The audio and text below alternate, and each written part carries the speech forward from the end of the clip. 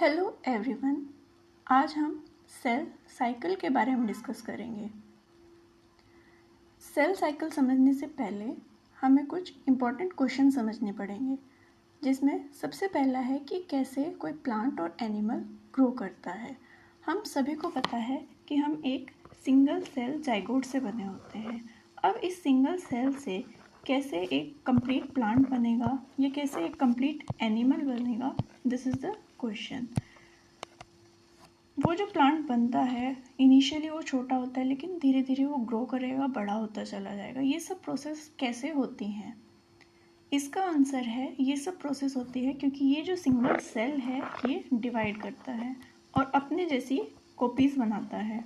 फिर जो सेल बनेगा वो फर्दर डिवाइड करेगा और अपने जैसी और कॉपीज बनाएगा। इसी तरह बहुत सारे सेल बनते चले जाएंगे। इस पूरे प्रोसेस को जिसमें सेल डिवाइड करता है और वो कैसे करता है और उसमें क्या क्या स्टेप्स इन्वॉल्व होते हैं, इसी को हम सेल साइकिल कहते हैं। डिवाइड क्यों करता है? ये भी तो हो सकता था कि वो सेल, कोई भी ये छोटा सेल है, ये अपना साइज इंक्रीज करता रहे और बढ़ता रहे। Instead of dividing into two, अपने दो टुकड़े करने की बजाय ये भी तो कर सकता था सेल कि वो अपना साइज बढ़ाता रहे, डिवाइड ना करे। तो सेल को क्या ज़रूरत है डिवाइड करने की? क्यों करता है वो ऐसा? वो इसलिए करता है क्योंकि उसको अपना न्यूक्लियोसाइटोप्लाज्मिक रेशियो मेंटेन करके रखना पड़ता है। अगर कोई भी सेल, जैसे कि आप डायग्राम में देख सकते हैं, अगर ये सेल ग्रो कर रहा है तो इसका साइटोप्लाज्म इंक्रीज कर रहा है, यानी कि इसका साइटोप्लाज्मिक वॉल्यूम इंक्रीज कर रहा है, लेकिन इसका न्यूक्लियस ऑलमोस्ट सेम है। जैसा पहले था वैसा ही अब ग्रोथ के बाद होगा। इसलिए इसका जो पूरा ओवरऑल रेशो होगा न्यूक्लियस और साइटोप्लाज्म का, वो डिक्रीज कर जाएगा। अब जब भी न्यूक्लियोसाइटोप्लाज्मिक रेशो डिक्रीज करेगा तो सेल डिवाइड करता है। इसको हम ऐसे समझ सकते हैं कि एक लाइब्रेरियन है, उसके पास इनिशियली थोड़ी बुक थी, से 50 to 100 बुक्स थी, लेकिन जैसे जैसे उस लाइब्रेरी की ग्रोथ हुई तो उसमें नंबर ऑफ बुक्स बढ़ती चली गई। अब हमारे पास 5000 to 10,000 बुक्स हो गई हैं। अब एक सिंगल लाइब्रेरियन के लिए बहुत डिफ़िकल्ट होगा कि वो उन सब बुक को मैनेज कर सके।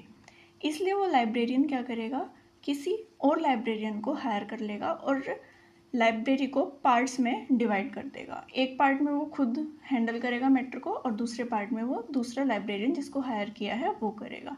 इसी तरह सेल में जो न्यूक्लियस होता है वो सिंगल होता है, लेकिन वो अपना जो साइटोप्लाज्म का जो कंटेंट है उसको सबको हैंडल नहीं कर पाता, इसलिए वो सेल डिवाइड कर जाता है, अपने जैसे एक और दूसरा न्यूक्लियस बना देगा और साइटोप्लाज्म को वो फिर इजीली हैंडल कर पाएगा। अभी हमने देखा कि सेल क्यों डिवाइड करता है। अब हम देखेंगे कि सेल डिवाइड कैसे करता है। जो प्रोसेस है सेल के डिवीज़न की, उसमें जितने भी सीरीज़ ऑफ इवेंट्स होंगे उनको अगर हम वन बाय वन स्टडी करते हैं तो उसे हम सेल साइकिल कहते हैं। सेल साइकिल एक सीरीज़ ऑफ इवेंट्स हैं जिससे हम नए सेल बनाएंगे किसी पुराने सेल से। उन पूरे सीरीज़ ऑफ इवेंट्स को सेल साइकिल कहते हैं। फिर हमारे पास एक दूसरी टर्म आती है जिसको हम सेल डिवीज़न बोलते हैं। अब सेल साइकिल और सेल डिवीज़न में क्या डिफरेंस है? सेल डिवीज़न एक स्पेसिफिक स्टेज होती है सेल साइकिल की। सेल साइकिल जो होती है वो कंप्लीट लाइफ साइकिल होती है किसी भी सेल की, लेकिन इस लाइफ साइकिल में जो एक स्पेसिफिक स्टेज आएगी उसे हम सेल डिवीज़न बोलते हैं। जनरली इसको एम फेज कहा जाता है। सो ये एक बेसिक सा डिफरेंस था सेल साइकिल में और सेल डिवीज़न में।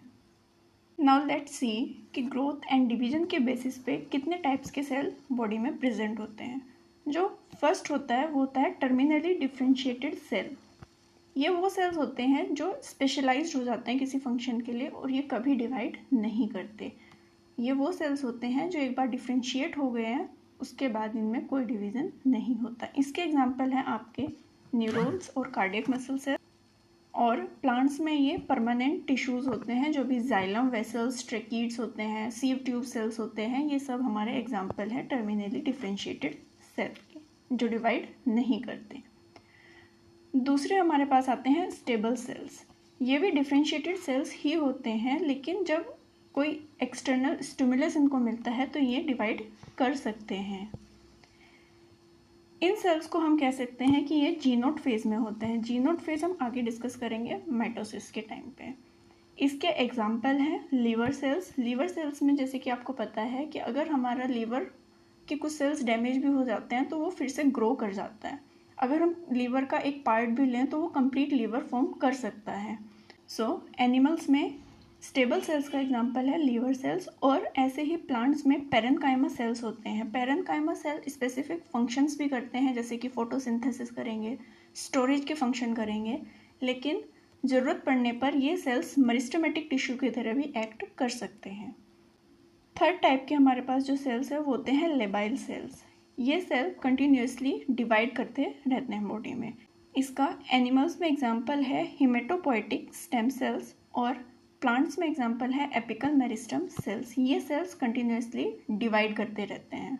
अब तक हमने देखा कि जो सेल होते हैं वो अपने जैसी कॉपीज बनाते हैं, लेकिन एक स्पेशल डिवीज़न होता है जिसको एसिमेट्रिक डिवीज़न बोलते हैं।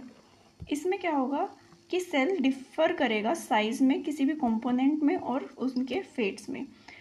इसके एग्जांपल है formation of oocyte and polar bodies, और दूसरा एग्जांपल है स्टेम सेल्स का। स्टेम सेल्स जब डिवाइड करेंगे तो वो दो सेल्स बनाएगा। एक सेल डिफ्रेंशिएट हो जाएगा और वो अपना स्पेसिफिक फंक्शन करेगा, और जो दूसरा सेल है वो रिन्यूअल में हेल्प करेगा, वो अपने जैसे ही और सेल्स बनाएगा। ये रिन्यूअल में हेल्प करेगा। रिन्यूअल मतलब अपने जैसे ही मेरिस्टेमेटिक जो कंटिन्यूस डिवाइड करेंगे उस टाइप के सेल बनाएगा। Let's discuss the types of cell cycle. हमारे पास दो टाइप की सेल साइकिल होती है। First is the mitosis and other one is the meiosis. Mitosis cell जब डिवाइड करता है, suppose there is a cell having 24 chromosomes. जब ये सेल माइटोटिकली डिवाइड करेगा तो ये दो सेल्स बनाएगा जिसमें दोनों में 24 क्रोमोसोम्स होंगे। लेकिन अगर यही सेल जिसके पास 24 क्रोमोसोम है ये मियोसिस से डिवाइड करेगा तो ये 4 सेल्स बनाएगा, ईच हैविंग 12 क्रोमोसोम्स।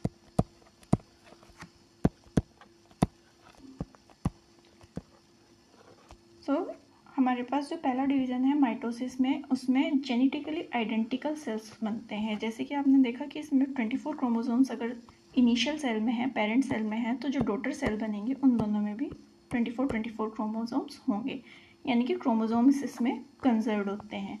लेकिन मियोसिस में जेनेटिकली डिफरेंट सेल्स बनेंगे। इनिशियली 24 क्रोमोसोम्स थे, लेकिन जेनेटिकली डिफरेंट कैसे हुए कि जो डॉटर सेल्स बनेंगे उनमें 12 क्रोमोसोम होंगे, तो इसमें क्रोमोसोम नंबर हाफ में रिड्यूस हो जाता है। माइटोटिक डिवीज़न में 2 सेल्स प्रोड्यूस होते हैं एक डिवीज़न से, इसमें हमारे पास 4 सेल्स डेवलप होते हैं एक डिवीज़न से। माइटोटिक डिवीज़न यूज़ होता है ग्रोथ में, रिपेयर में और वेजिटेटिव रिप्रोडक्शन में। लेकिन जो मियोटिक डिवीज़न है वो गैमेट्स और स्पोर्स के फॉर्मेशन में यूज़ होता है। आज हमने डिस्कस किया कि ऑर्गेनिज्म कैसे ग्रो करते हैं, सेल डिवीज़न की हेल्प से।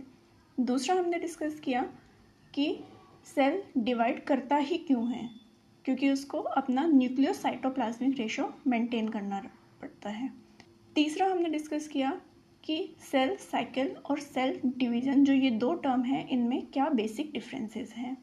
फोर्थ हमने ये डिस्कस किया कि कितने टाइप्स के सेल होते हैं बॉडी में और वो कैसे कैसे डिवाइड करते हैं। कुछ सेल्स डिवाइड करते हैं, कुछ नहीं करते हैं, और कुछ कंडीशंस के अकॉर्डिंग डिवाइड करते हैं।